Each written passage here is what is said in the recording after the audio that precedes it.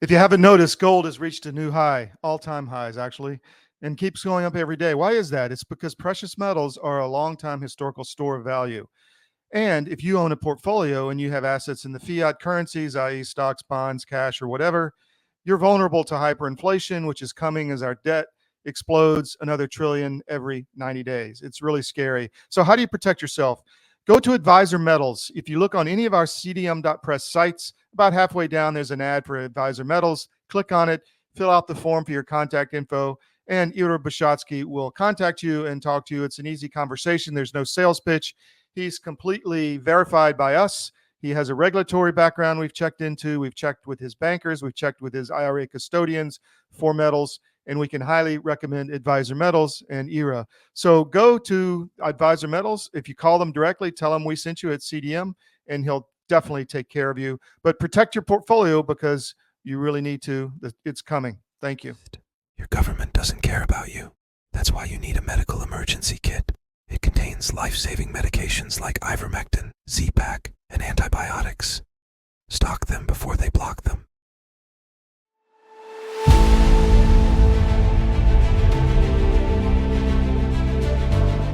Iran is a big issue. We don't want to get another war, but we want to find out how we can take down the regime from the inside. And I wrote a book recently about this, Paying the Price, The Untold Story of the Iranian Resistance.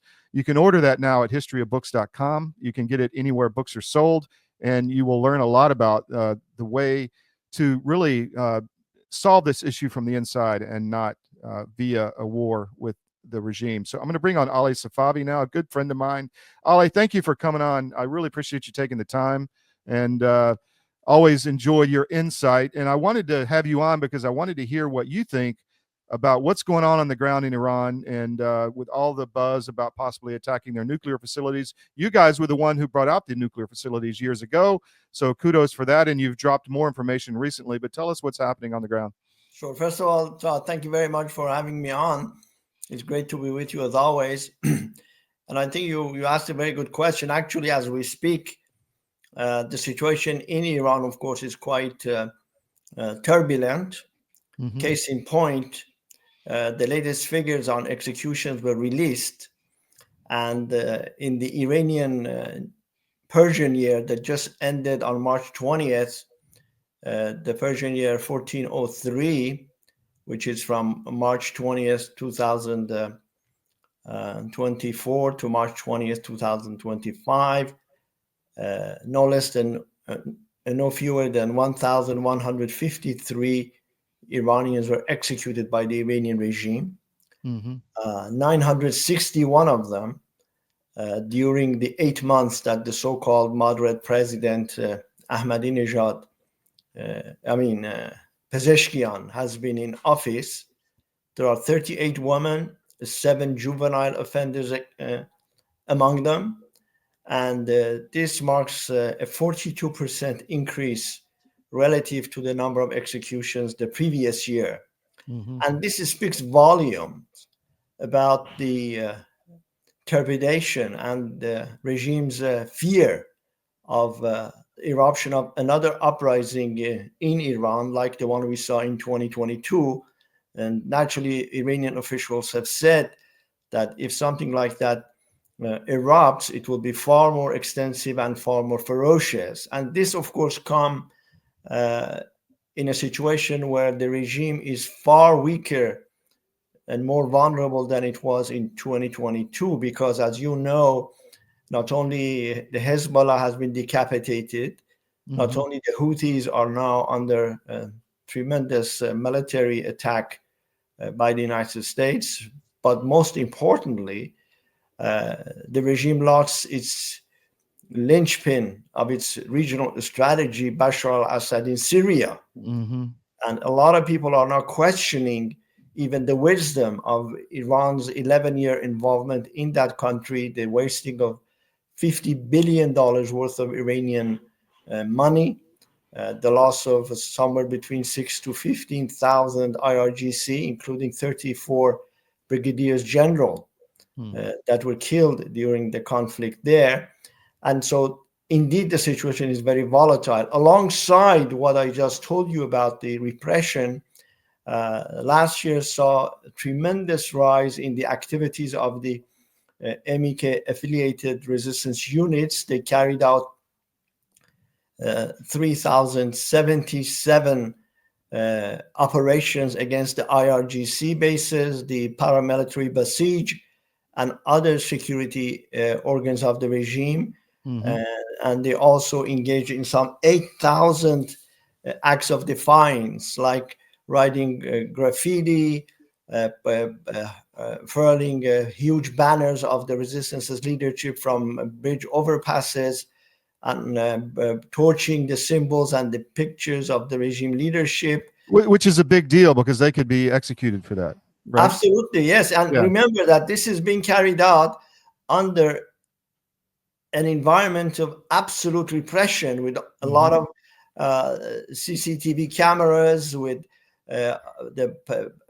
on foot patrols by the Basij and other security agencies and things like that. So yes, indeed, in fact, they are risking their lives, but they have continued to do that despite everything that the regime has done to prevent them from happening. And there are always directives issued to the security forces warning of continued activity. So in this sense, the situation is very volatile. And when you add to that the economic problems that Iran faces, like the Iranian rial, the official currency, is now being exchanged 1 million rials to $1.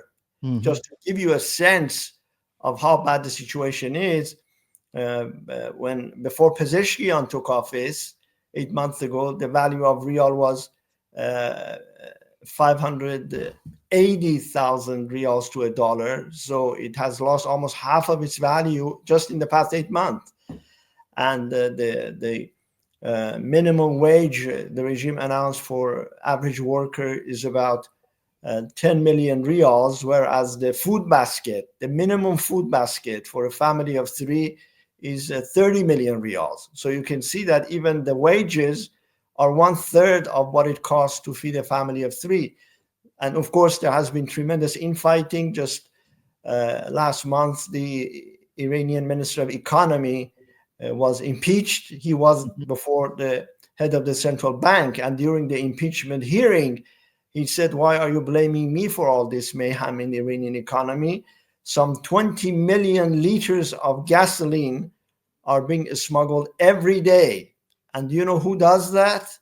Of course, he meant the IRGC, because it's the IRGC that controls all the... He said, "You don't carry around 20 million liters of gasoline on horseback. You put them in these huge trailer tractors and take them." And so IRGC controls that. So when you look at the domestic scene, I think the time is very, very volatile, very sensitive, very critical. And of course, as you said, we are very busy at work inside Iran and trying to organize the opposition to the regime. And of course, the developments outside Iran naturally have a direct bearing on the pace of events within the country.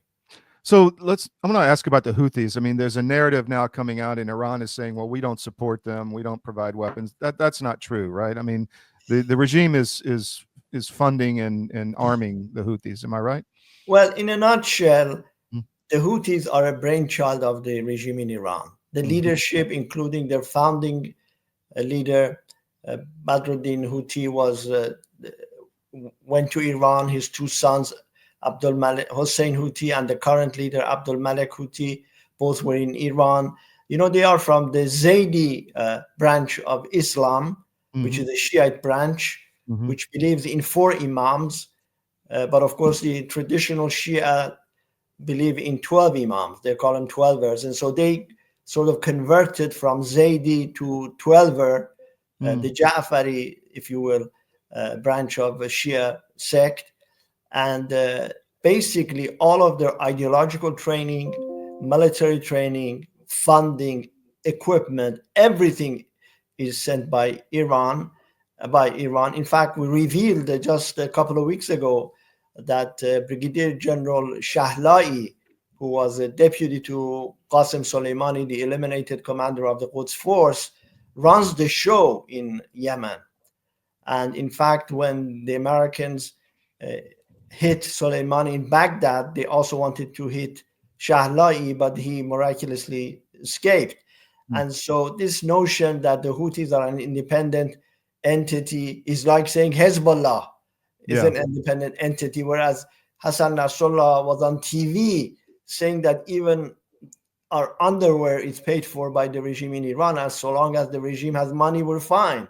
And so one scoffs at this idea that the mullahs are saying that the Houthis are independent. The whole formation of their military, these were a bunch of ragtag, if you will, Bedouins in Yemen, and the regime has now transformed them into a formidable military force with enormous missile capability, drone capability, intelligence capability. As you have seen, they have wreaked havoc in the Red Sea and have basically paralyzed the commercial shipping. And so nobody buys. That's a good point, because the Houthis have been, they're not a slouch. I mean, the Saudis have been fighting them for some time, and they're still there. They're still shutting down shipping in the Red Sea. So you had Mike Waltz on the Signal chat, which was released, saying only the Americans can stop this. I mean, do you think they will be able to degrade them militarily? Well, obviously, at least from the public reports that I have seen, the Houthis seems to have received some serious blows and some setbacks. But at the end of the day, Todd, as I'm sure you know, and you've said this many times, the head of the snake is in Tehran. And as long as this snake continues to breathe, these problems will not go away. It's like the role that Moscow was playing for communism during the Soviet era. The regime in Tehran is basically the godfather of extremism and Islamic fundamentalism. So that's where I think the focus should be. Naturally, we as the Iranian opposition are not advocating boots on the ground. Interestingly, when the president of our council, NCRI, Maryam Rajavi, was testifying before a House hearing back in February, she was asked directly by Representative McClintock, Republican of California, what would you like the United States to do? And Mrs. Rajavi said, first, let me tell you what we do not want from the United States, which is military support, which is financial support. But we think it is critical to be done both by the US and Europe, is to first recognize that the Iranian people have the right to overthrow this regime. Secondly, which has not been accepted really in the West. No, because even the Trump administration that has imposed the maximum pressure policy, it is doing so with the aim of bringing the mullahs to the negotiating table. But if history is a judge, the mullahs will never negotiate. They will never give up their weapons program. They have the experience of Gaddafi, and they know what happened to him, and they have Ukraine before their eyes, and look what's happening in Ukraine. And of course, they also have the experience of the Shah, which is they will not let go of repression. They will not abandon the nuclear weapons program. I think what Mike Waltz said the other day on CBS is a very correct demand: the total dismantlement of Iran's nuclear weapons program, enrichment, weaponization, missile, warhead, all of that. But the mullahs are not going to give that up, because if they do give that up, then they will lose the only strategic guarantee they have to preserve the regime. Because as you know, they have been dangling this nuclear, if you will, card in front of the international community, in front of the Europeans. Remember that during the Obama administration, nothing was done about Iran's nefarious activities in the region, about its atrocious human rights abuses inside Iran. Why? Because they said if we address those issues, it might upset the Iranians and they may walk away from the negotiating table. So clearly, I think now time has come for the international community, for Europe, for the United States to say, look, Iranians have as much right to liberate themselves from the clutches of the mullahs as people elsewhere around the world have. And they must recognize this as legitimate. And they must also recognize the fight of the resistance units against the Revolutionary Guards. I think that would in a sense, send the signal first to the Iranian people Hmm. that they are not alone and that they can step up their activities, but also it would send a signal to the regime in Tehran that they cannot act with impunity. After all, none of the regime leaders has been brought to accountability despite so many crimes against humanity they have committed, the acts of genocide, the massacre of 30,000 political prisoners just in 1988. Yeah. And so there's a lot that the international community can do short of wanting to put boots on the ground, because we have the experience of that, the disaster in Iraq and elsewhere. So from Oh, our you had it in Iran in 1979 as well. yes, So so our experience, in a sense, the narrative that the regime has been pushing in all these years and fed by its talking heads, both in the think tank community and in the media and so forth, is that in Iran there is no organized, credible, viable, democratic alternative. yeah. And of course, as long as people believe that, then real politics dictates that we deal with the devil we know. But that cannot be, nothing can be farther from the truth, that there is an organized, structured, popular, capable alternative that is not only active inside Iran, as I enumerated. They were active last year in 135 cities across the country, in all 31 provinces, but it has tremendous recognition abroad, as you have seen in some of the events that it has organized. There were thousands of people in Washington just this past March 8th. There were even a larger crowd in Paris a month before, on February the 8th. 137 former world leaders have endorsed a statement supporting Mrs. Rajavi and her 10-point plan for a free democratic republic in Iran. And bipartisan members of Congress, just right now as we speak, 174 members of the House have introduced a resolution, HRES 166, that supports a democratic republic in Iran and endorses Mrs. Rajavi's plan for the future of Iran. So the alternative exists. It has international recognition. It has a popular base inside Iran. And unlike the remnants of the monarchy, the Shah's son, who is begging. I was going to ask you about that. There's a big push. I see it a lot in the press to bring the monarchy back. Yes, what do you think of that? I think when it comes to any real game plan Mm-hmm. about the future of Iran, the monarchists and son of the Shah don't have even a seat on the bench. Remember, if you ask or someone, where does son of the Shah gets his fame from? Well, from his father's infamy. He's the son of a deposed and detested and corrupt dictator whom Iranian people overwhelmingly booted out of the country 46 years ago.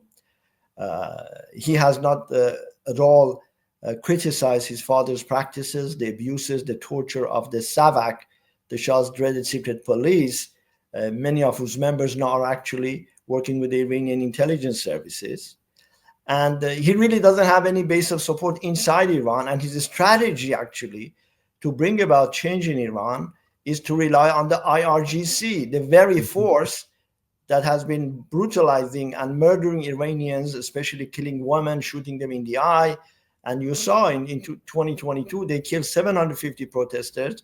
I don't think people really understand, Ali, that the youth in Iran really don't have a future. They have nothing really to live for, so they have nothing to lose. So the resistance is a very young movement. I mean, and it's very female also. Yeah, exactly. You brought up a very good point. Actually, it is the women who are leading this resistance. As you know, you have come and seen Ashraf 3, where the movement is led entirely by women. And of course, that serves as tremendous inspiration to Iranian women, because they bear the brunt of the regime's suppression, with the forced veiling and all the other discrimination that is imposed on them, which is why now, actually, the initial slogan of women life freedom has now evolved into women resistance freedom. And you hear it now in different university campuses, in different Iranian cities. So indeed, it is the woman, as Mrs. Rajavi has said, that will ultimately bring down this regime, because they have been suppressed the most by it. And so in this sense, I think we are in a very, very opportune moment. I think, although I must say that the window of opportunity is not going to remain open indefinitely.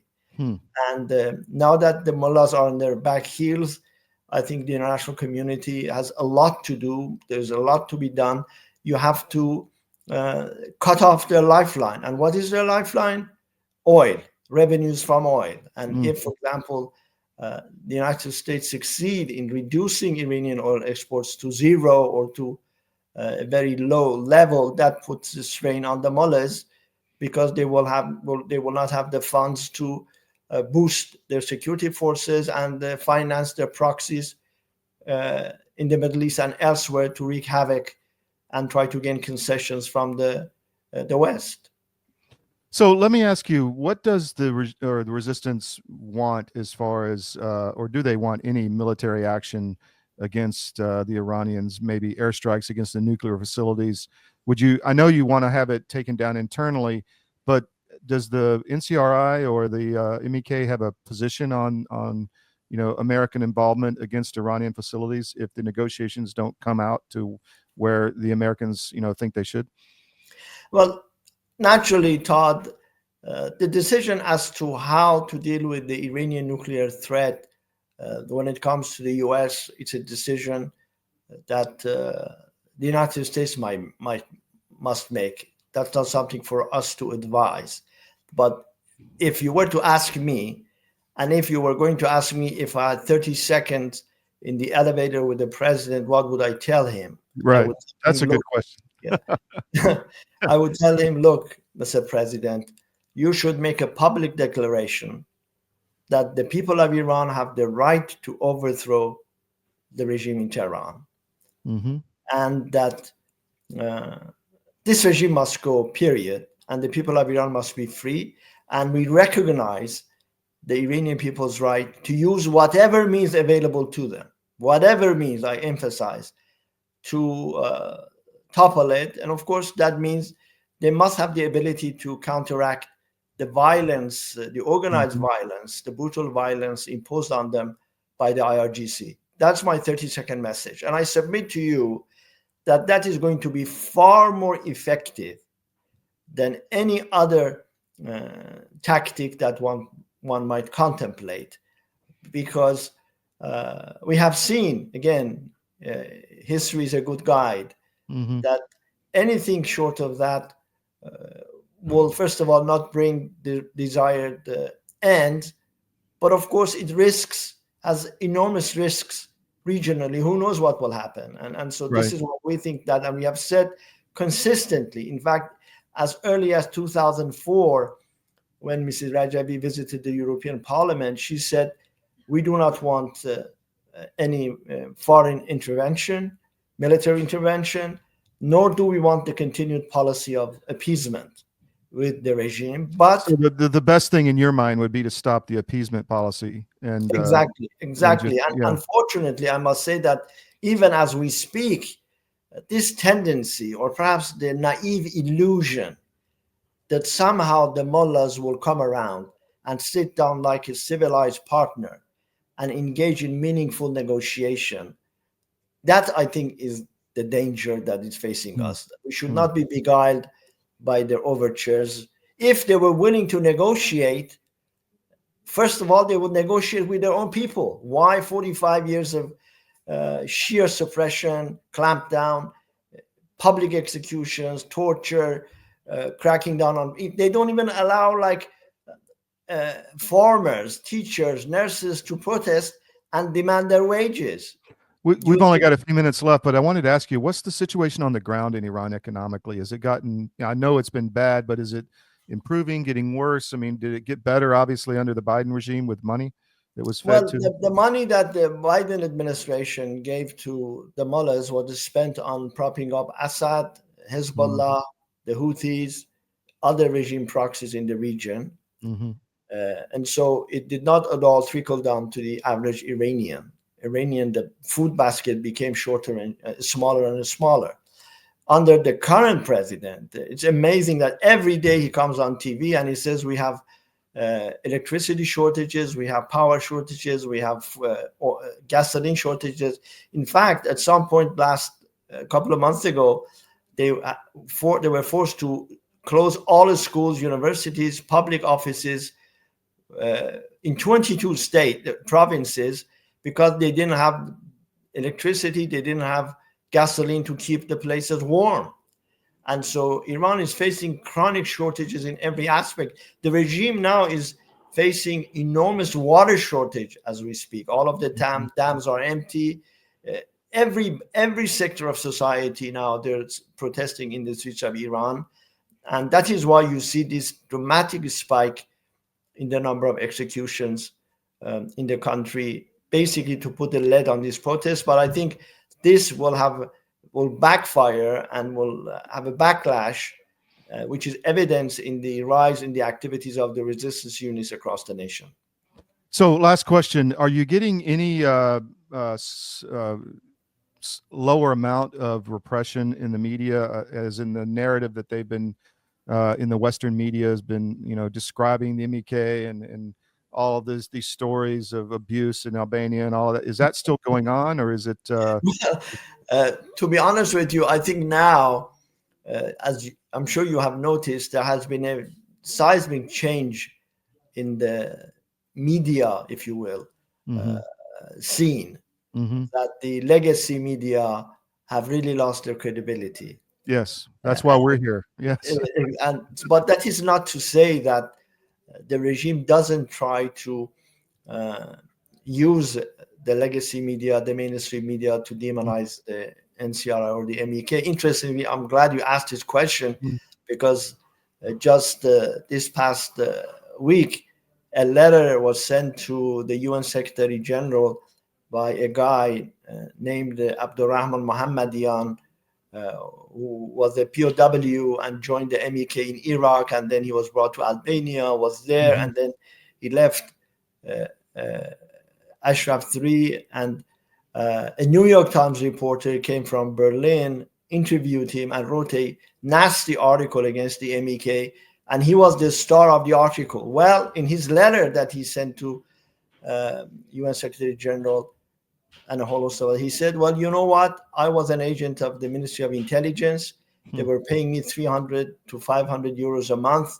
And they told me to do an interview with the New York Times and I told him exactly what was told to me to parrot in my interview with the New York Times. And so I wonder if the New York Times will have the courage and the decency and the integrity to come and apologize for that hit piece that they wrote in 2022.